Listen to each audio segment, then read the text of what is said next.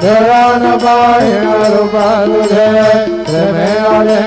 आनंद बोले त्वमेव वारिण मने राम त्वमेव माता च पिता त्वमेव त्वमेव बन्धु च सखा त्वमेव त्वमेव विद्या द्रविणं त्वमेव त्वमेव सर्वं मम देवदेव कायेन वाचा मनसेन्द्रियर्वा बुद्ध्यात्मना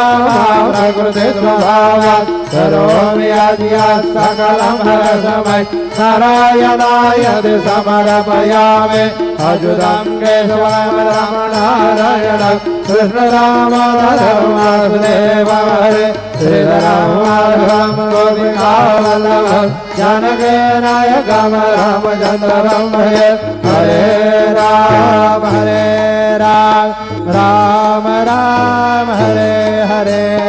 हरे कृष्ण कृष्ण कृष्ण हरे हरे श्री गुरुदेव दत्त।